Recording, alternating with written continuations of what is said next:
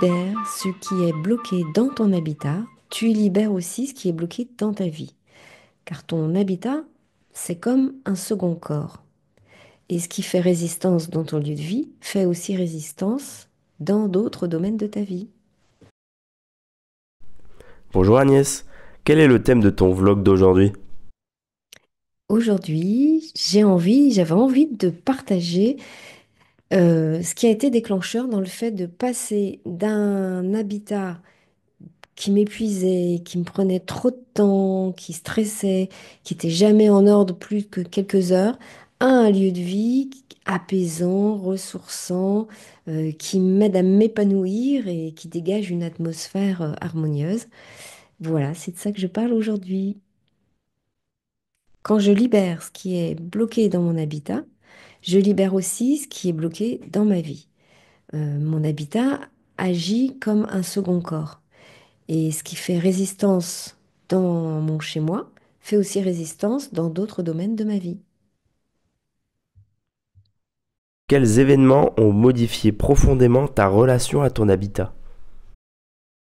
Alors, quand j'étais jeune maman, bien, j'accumulais travail, l'éducation des enfants, l'intendance de la maison, la vie sociale, la vie amicale, la vie de couple. Bon, bref, j'étais épuisée, surchargée, débordée et je prenais pratiquement pas de temps pour moi. J'étais incapable de prendre de moi-même le moindre recul, en tout cas le recul nécessaire, et je m'autorisais pas de pause pour observer ce qui fonctionnait pas et notamment dans l'organisation de la maison. C'était pour moi impossible d'identifier ce qui bloquait, ce qui aurait pu être amélioré. Le seul constat que je faisais, c'est que le stress montait immanquablement. À la maison, les tensions étaient devenues quotidiennes et même si la maison était plutôt jolie, en fait, elle manquait d'harmonie. On devrait toujours ressentir un soulagement en franchissant le seuil de sa maison quand on rentre. Et moi, finalement, je ressentais plutôt de la lourdeur, un manque de fluidité, et ça gâchait complètement ma joie de retrouver mes enfants et mon conjoint. Euh, on s'était installé avec deux enfants en bas âge, un chien complètement foufou, des meubles plus ou moins cohérents entre eux, et déjà beaucoup de bagages, beaucoup de choses accumulées. Et on n'était pas du tout à l'écoute de ce que la maison vibrait et non plus de nos ressentis quand on était dans le lieu, dans les différentes pièces.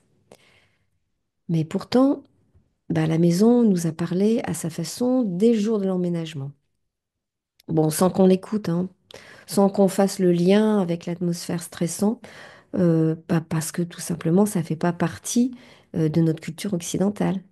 Mais ça a commencé par une fuite dans la cave qui a inondé la cave du voisin en noyant ses précieuses bouteilles de vin. Euh, mais alors dès le jour de l'arrivée et l'ouverture des compteurs, et avec pour conséquence l'ouverture d'un dossier chez l'assureur dès le premier jour. Et puis dans la foulée, à l'étage, on a découvert un trou dans le sol de la salle de bain par lequel on pouvait faire vraiment un coucou à une personne qui serait dans l'entrée. L'ancien propriétaire qui n'était pas heureux du montant qu'il avait réussi à vendre sa maison était parti avec sa baignoire balnéo en la démontant mais à l'arrache, à la sauvage. Et ça nous a obligés à des bricolages en urgence. Donc. Et puis au fil du temps, on a trouvé très vite différents dysfonctionnements, des petites choses qui n'allaient pas ou qui n'y étaient pas. Bref, bon, il m'a fallu du temps. Il m'a fallu des mois, 2 ans même. Il m'a fallu un arrêt de 10 jours de maladie. Moi qui n'étais jamais malade, qui avait jamais raté une seule journée de cours. Et puis surtout d'être en limite de divorce pour faire pause, pour enfin observer ce qui se passait et voir vraiment. Et pour voir que ma maison, et finalement, elle agissait comme une entité dont les vibrations résonnent en miroir avec nous, ses habitants. Euh, et pour commencer à en prendre soin autrement, pour voir que finalement, elle me montrait des choses, mais que je voulais pas voir, que j'étais pas apte à voir. probablement. Et j'ai commencé à porter une attention sur les signes que mon lieu de vie manifestait. Et peu à peu, j'ai compris son langage. J'ai compris comment elle parlait. C'est la période aussi où j'ai commencé à vraiment m'instruire sur le feng shui et la physique quantique et les sciences humaines et que voilà, en creusant un peu dans différentes directions, j'ai vu en effet qu'il y avait un réel effet miroir. C'est devenu évident entre ce que témoignait la maison à sa manière, dans son langage, et ce qu'on vivait.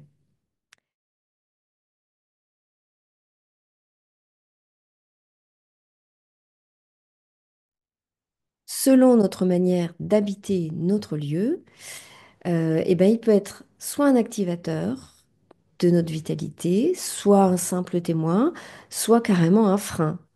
Et ça peut nous freiner, sa situation, sa manière d'être peut être un frein dans à notre vitalité et impacter bien d'autres domaines de notre vie, oui, oui. Notamment la santé, les relations, le travail, l'énergie en général.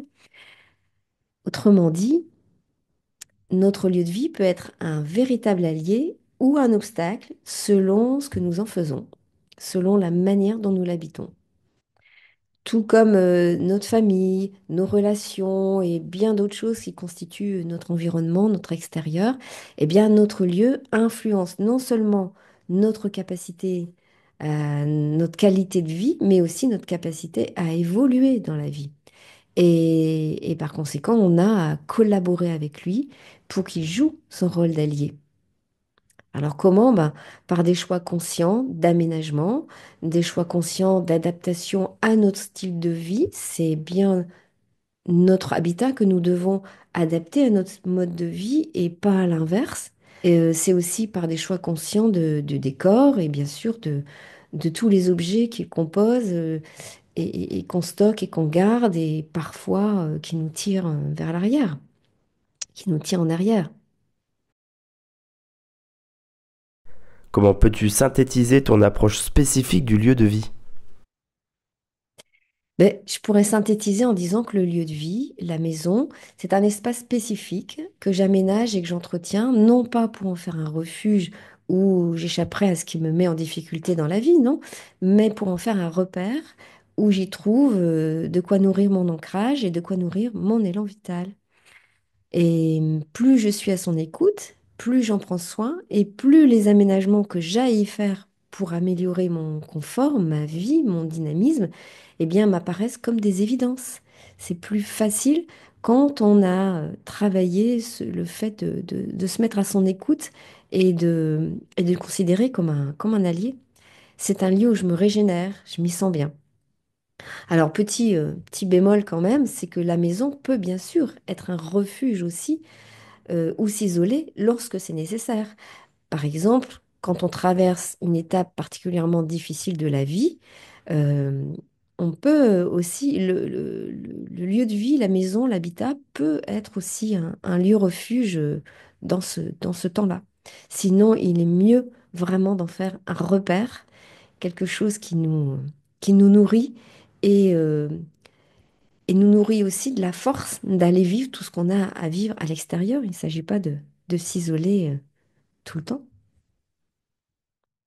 Et comment ça intervient aujourd'hui dans ta vocation d'optimisatrice des lieux de vie? Ah, dans ce beau métier d'optimisatrice des lieux de vie, eh bien moi je propose de faire une place pleine et entière à notre relation à notre lieu.